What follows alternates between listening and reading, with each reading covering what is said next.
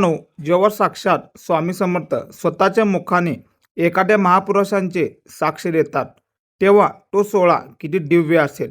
आजच्या या अध्याय 10व्याचा आपण सारांश पाहणार आहोत. बाळाप्पा महाराजांचा ग्रहत्याग आणि चिदंबर दक्षिणांचा त्या आघात लिहिला ज्याने पेशवाचे राजेही हलवून सोडले होते.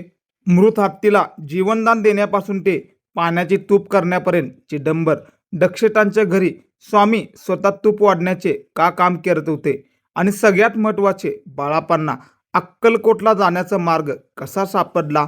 हा अध्याय तुमच्या आयुष्यातील संघर्षाची स्वामींच्या कृपेची नवी दिशा देईलच.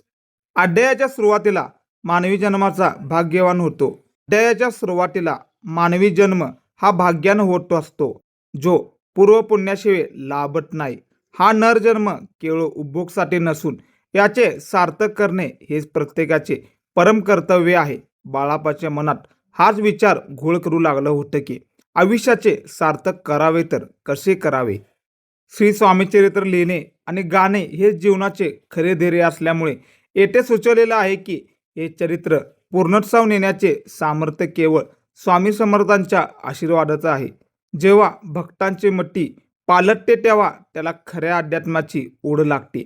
बाळाप्पासारख्या भक्ताची ही अवस्था म्हणजे त्यांच्या पुढील प्रवासाची पायाभरणी होती.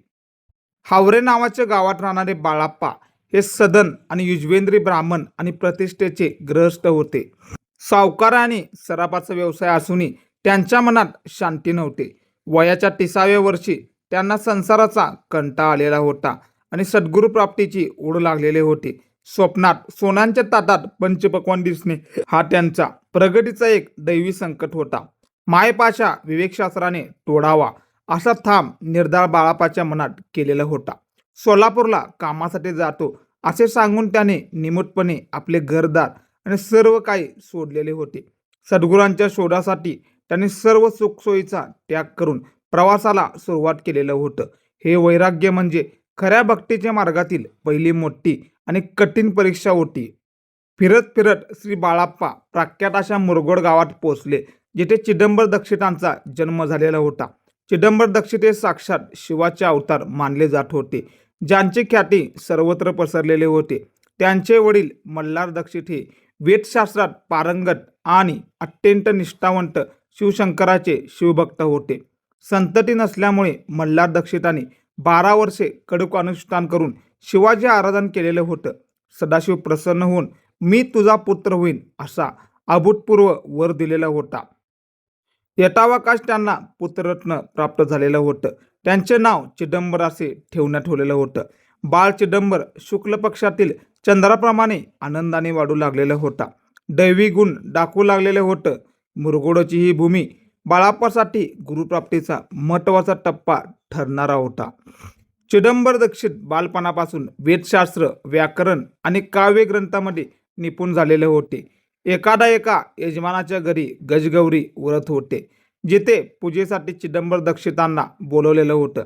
पूजेच्या वेळी प्राणप्रतिष्ठा मंत्र म्हणतात. मातीमध्ये हत्तीमध्ये साक्षात प्राण संचारलेलं होतं. तो हत्ती सर्वांसमोर चालू लागलेलं होतं. हे पाहून उपस्थित सर्व लोक विस्मित झालेलं होतं. ही लीला म्हणजे केवळ जादू नव्हती तर दक्षिणांच्या मंत्रशक्तीचं आणि दैवी अंशाचे प्रमाण होते. साक्षात शंकराचे जगत उद्धारासाठी चिदंबर दक्षिणांच्या रूपात अवतरलेलं होतं. अशा अनेक अपार लीला दाखवून त्यांनी लोकांच्या मनातील भक्ती जागृत केलेली होती.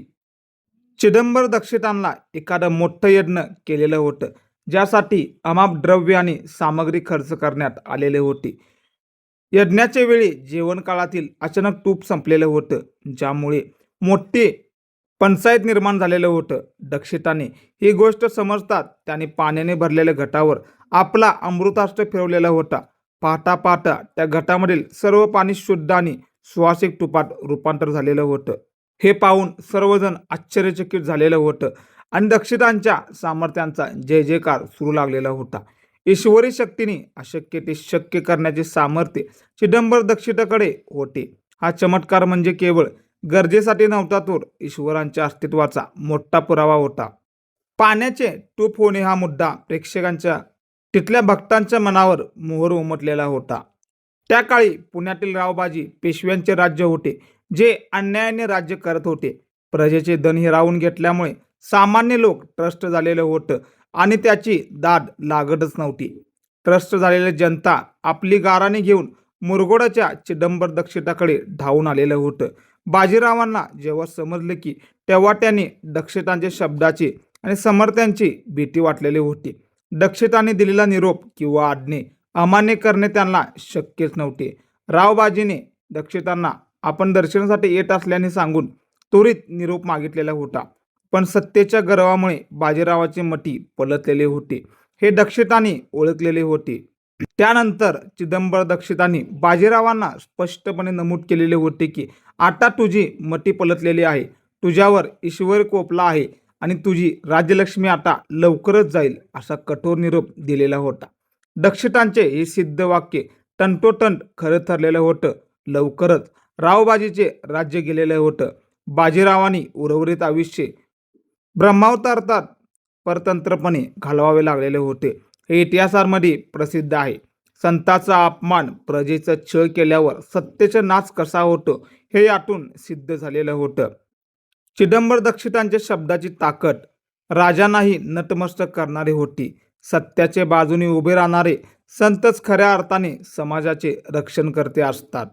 या अध्यायाचा सर्वात मोठा क्षणमध्ये तूप वाढण्याची कामगिरी श्री स्वामी समर्थ महाराजांनी केलेली होती. एकदा अक्कलकोटच्या दरबारात चिदंबर दक्षिणांची गोष्ट निघालेली होती तेव्हा स्वामी स्वतः बोलले. स्वामी येती म्हणाले, आम्ही त्यांना चांगलं ओळखतो, आम्ही त्यांच्या घरी होतो. स्वामीने पुढे सांगितले की दक्षिणांच्या यज्ञ समारंभातून तूप वाढण्याचे कामगारी स्वतः स्वामींकडे होते. साक्षात परब्रह्म स्वामी समर्थ दक्षिणांच्या घरीत सेवा करत होते. यावरून दीक्षितांचे मोठेपण सिद्ध होते. स्वामींच्या या वाक्याने भक्तांना चिदंबर दक्षिणामध्ये शिवाचा अंश स्पष्टपणे दिसलेला होता. ही घटना सिद्ध करते की सर्व महापुरुष एकच ईश्वरी शक्तीचे वेगवेगळे आविष्कार आहेत. मुरगोड ग्रामे असताना बाळाप्पाचे चिदंबर दक्षिणाचे हे सर्व अल्पप्रवृत्ती आणि महात्म्य ऐकलेले होते. तेथे त्यांना समजलं की अक्कलकोटमध्ये साक्षात श्री स्वामी समर्थ भक्तांसाठी तारणार्थ प्रगटलेले आहेत. अक्कलकोट हीच आपली खरी कर्मभूमी आणि स्वामींचे आपले खरे सद्गुरू आहेत हे त्यांना पटलेलं होतं. चिदंबर दक्षिणांच्या या पावनभूमीतून बाळाप्पा अक्कलकोटला जाण्यासाठी प्रेरणा मिळालेली होती. भक्तजन तारणात इथे रूप प्रगटले हे शब्द बाळाप्पाच्या मनावर कोरलेलं होतं. बाळाप्पांचा हा शोध आता संपण्याच्या मार्गावर होता आणि त्यांना दिशा निश्चित केलेली होती. संकटात सापडलेले जीवनाला तारण्यासाठी श्री स्वामी समर्थ अक्कलकोटला आलेले आहेत याची त्यांना खात्री पटलेले होतं. या अध्यायाची शेवटची फलश्रुती म्हणजे जो कोणी हा स्वामीचरित्र प्रेमाने ऐकेल त्याला सुखप्राप्ती होईल. या अध्यायातील चिदंबर दक्षिणांची कथा आणि श्री स्वामी समर्थांची साक्ष मनाला स्थिरता देणारे आहे. अध्याय 10 पूर्ण झाल्यावर भक्तांना आता स्वामींच्या आगात लीला समर्थांची जाणीव झालेली होती. कमेंट बॉक्समध्ये श्री स्वामी समर्थ लिहायला विसरू नका. मित्रांनो, बाळाप्पा महाराजांनी स्वामींच्या भेटीसाठी घरदार सोडलं, पण आपल्याला फक्त एक सबस्क्राईब बटन दाबायचं आहे. तर स्वामींच्या या दिव्य लीलेचा आनंद जर तुम्हाला मिळाला असेल तर श्री स्वामी समर्थ या परिवारामध्ये आत्ताच सामील व्हा, कारण तुमचा एक सबस्क्राईब आम्हाला पुढच्या अध्यायामध्ये अधिक ताकदीने बनवण्याची ऊर्जा देत असते.